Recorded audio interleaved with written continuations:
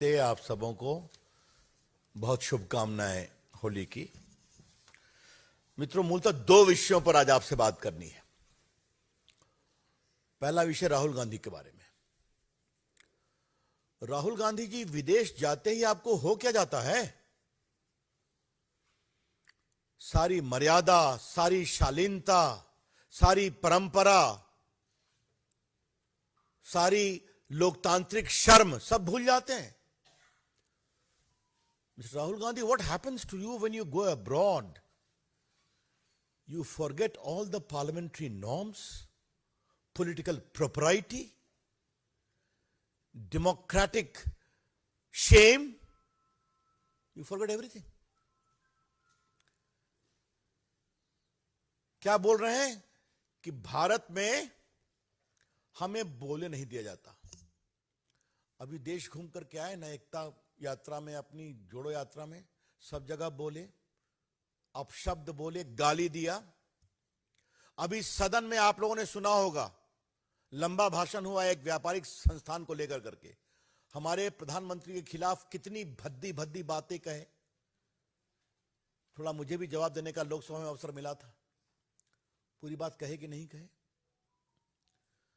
North east में प्रचार करने गए, जो कांग्रेस का गढ़ हुआ करता था, पार्टी को मिला 0/0। अब जब देश की जनता उनको न सुनती है न समझती है और उनका समर्थन करने की बात तो दूर, तो विदेश में जाके विलाप करते हैं कि भारत का लोकतंत्र खतरे में है। ये बहुत शर्मिंदगी भरी बात है। राहुल गांधी जी ने लंदन में अपने भाषणों में भारत के लोकतंत्र, भारत की संसद, भारत की जनता, भारत की राजनीतिक व्यवस्था, भारत की न्याय व्यवस्था और भारत की सामरिक सुरक्षा, सबका अपमान किया है। The BJP would like to very emphatically state with great agony that Mr. Rahul Gandhi has sought to shame India's democracy, India's polity, India's parliament, India's judicial system, and India's strategic security from a foreign land. इसका कोई मतलब है कि अगर देश में आपको बार बार हार का सामना करना पड़ता है तो आप झूठी बातें कहेंगे विदेश में? हम इसकी बहुत भर्त्सना करते हैं। लेकिन एक बड़ा सवाल आज हमें कांग्रेस पार्टी से पूछना है, उनके अध्यक्ष खड़गे साहब से पूछना है और राहुल गांधी की माताजी सोनिया गांधी जी से पूछना है। क्या कहा राहुल गांधी जी ने?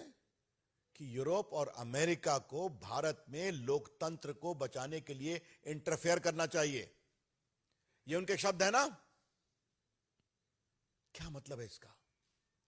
सरकार किसी की भी हो, हम कभी किसी विदेशी ताकत का भारत में आंतरिक हस्तक्षेप को लेकर मुखर विरोधी रहे हैं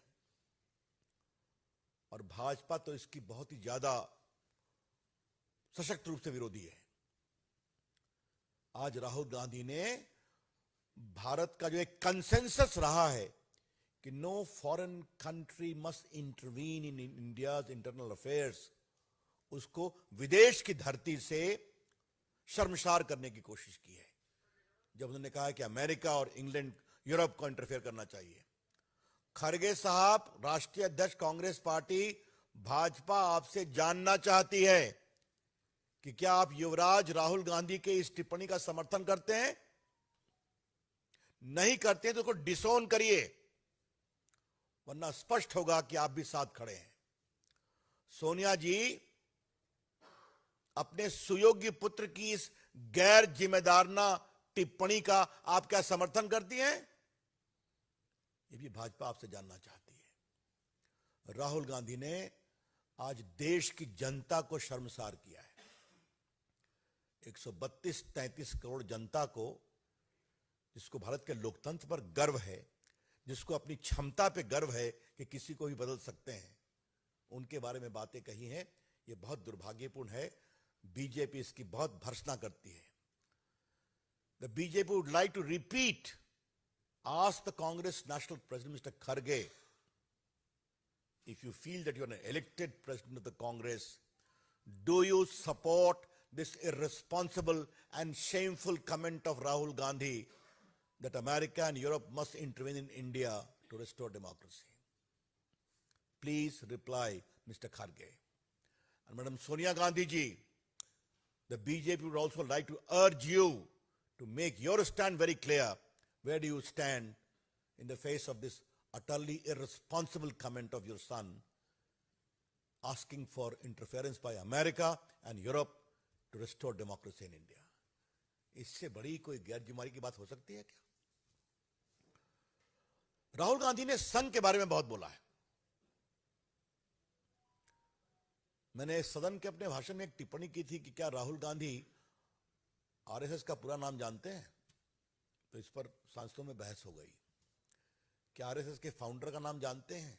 इस पर भी चर्चा हो गई. चलिए उसकी बात छोड़िए.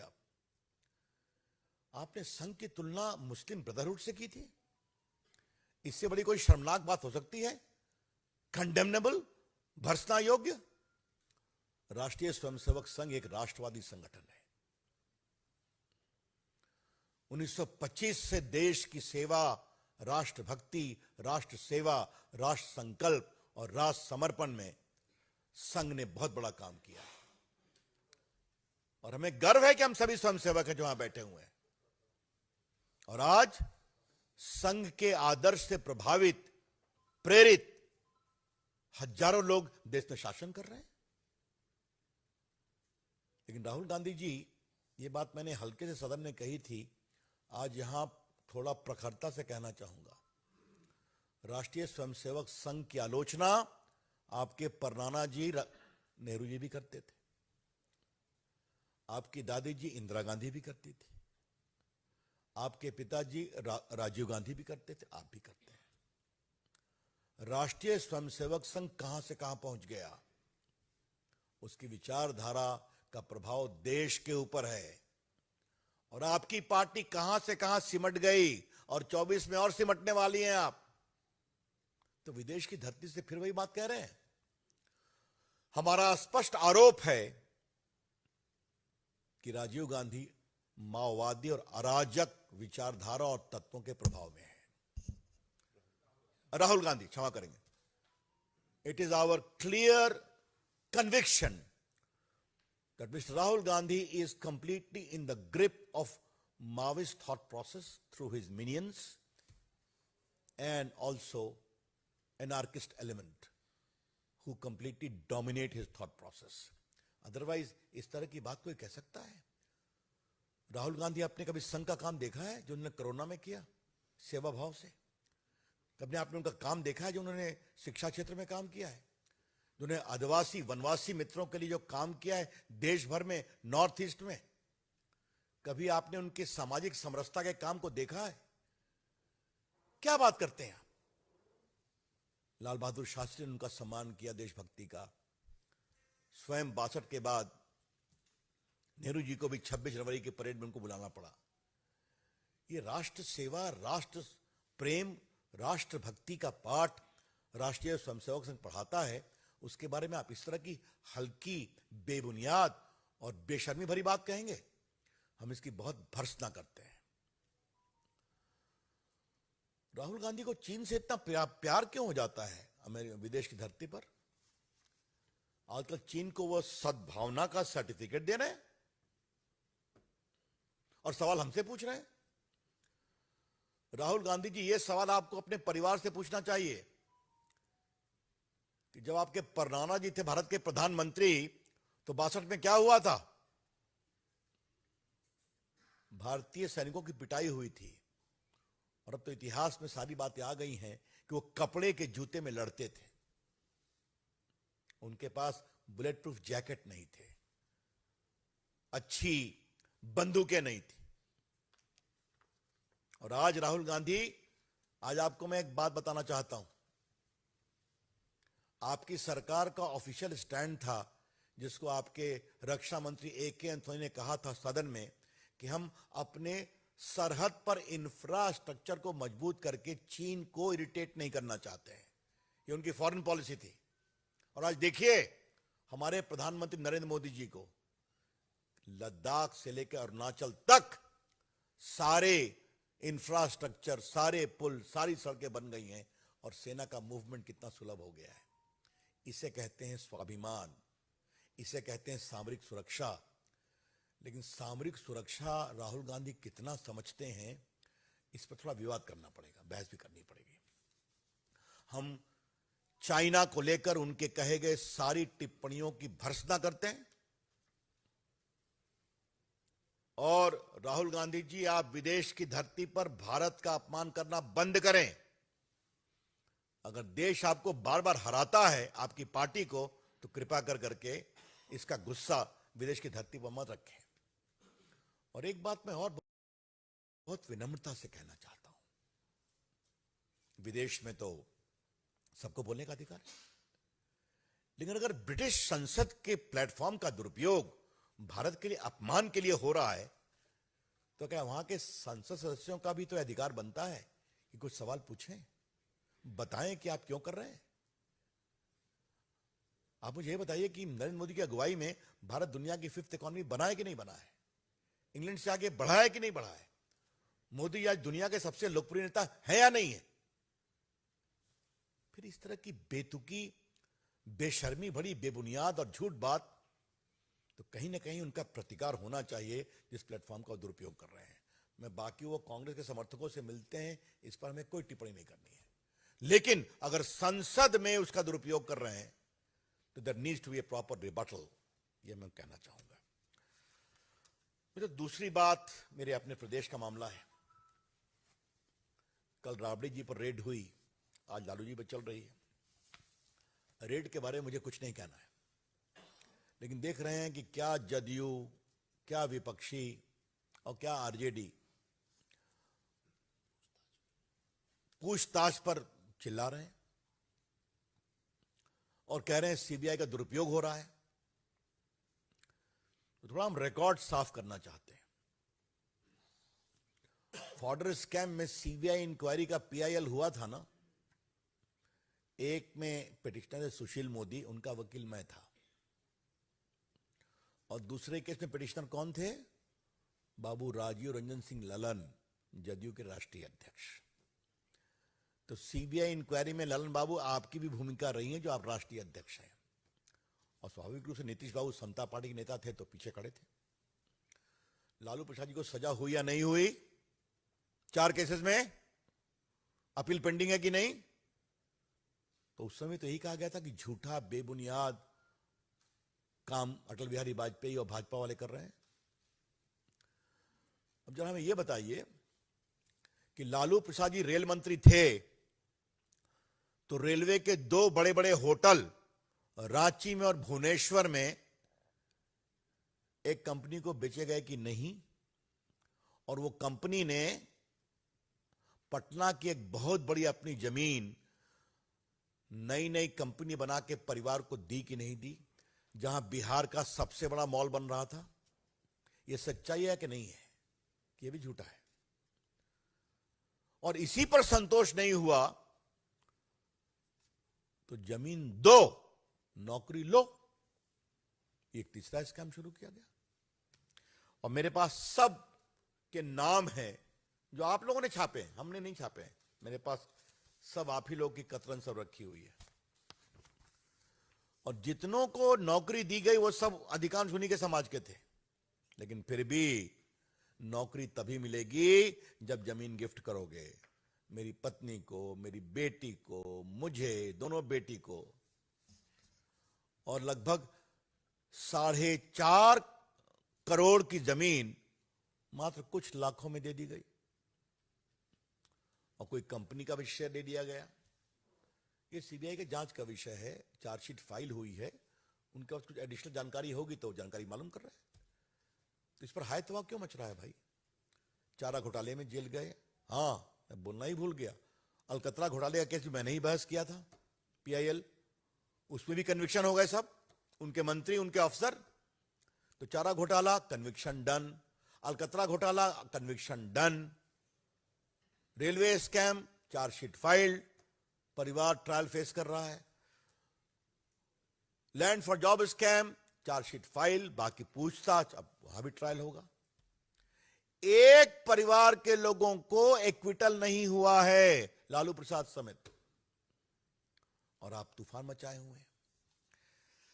लेकिन बड़ा सवाल मुझे नीतीश बाबू से पूछना है। नीतीश बाबू, क्या हो गया भाई? कुर्सी के लिए इतने आप आतुर हैं कि सारी सीमाएं पार कर जाएंगे आप शर्मनाक समझौते की। मेरे पत्रकार मित्रों, आप याद करो 17 में नीतीश कुमार ने क्यों छोड़ा था लालू का साथ? कि इन्हीं घोटालों का जवाब नहीं मिल रहा था। याद है कि नहीं? आपको याद है? कहा रेलवे के इन भ्रष्टाचार भरे गंभीर आरोपों का जवाब मिलना चाहिए। आज जब इसके ट्रायल की गति पहुंच रही चार्जशीट के बाद, तो हल्ला कर रहे हैं। नीतीश बाबू, आप सुशासन बाबू कहलवाना बंद करिए। Nitish Kumar ji, please stop calling you as the Sushasan Babu of Bihar. जिस तरह से आपने बिहार को अपने राजनीतिक स्वार्थ और कुर्सी के प्रेम में इस गतर तक पहुंचाया है, वो प्रदेश की जनता बैठी है उसका जवाब देने के लिए। हम सारे आरोपों का प्रतिकार करते हैं। हमें सीबीआई की जांच पर कुछ नहीं कहना है, वो सीबीआई करेगी।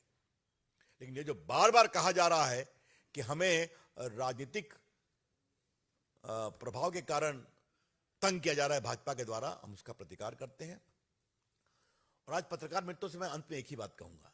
एक बार ये सब इलेक्शन कमीशन के साइट पर है।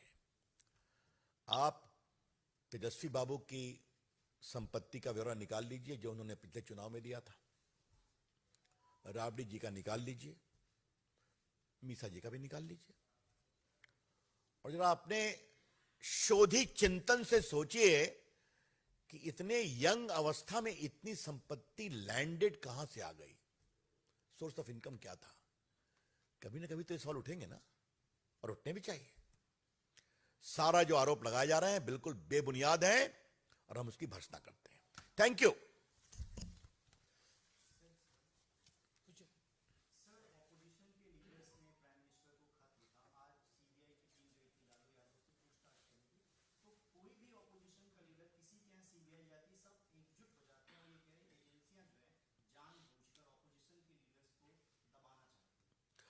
मुझे सबसे आश्चर्य स्वनामधम केजरीवाल जी की टिप्पणी देख करके हुआ।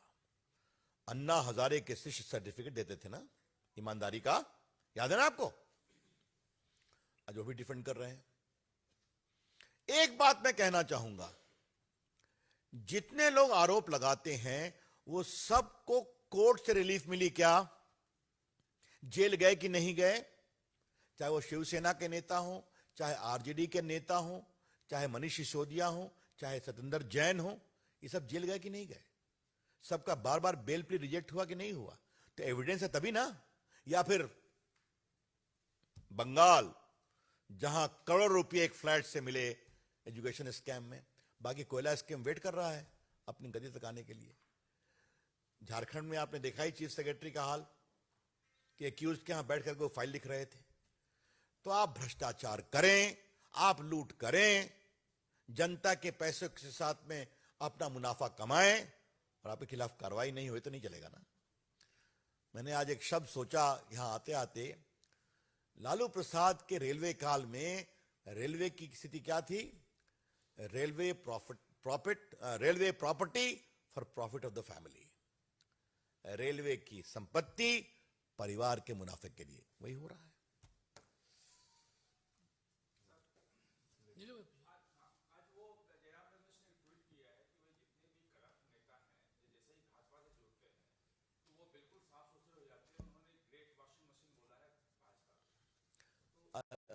अच्छा है, वो अच्छी अंग्रेजी लिखते हैं, इससे अधिक और कुछ कहने की जरूरत नहीं है। भाजपा भ्रष्टाचार पे कोई समझौता नहीं करती तो नहीं करती। हाँ। सर, ये रोहिणी आचार्य का कहना है कि पापा को परेशान किया जा रहा है और उन्हें परेशान करके रहा गया तो किसी को छोड़ेंगे नहीं। ऐसा है, मैं इस पर कोई टिप्पणी नहीं कर रहा हूँ। वो बेटी की व्यथा है। I have no comment to offer.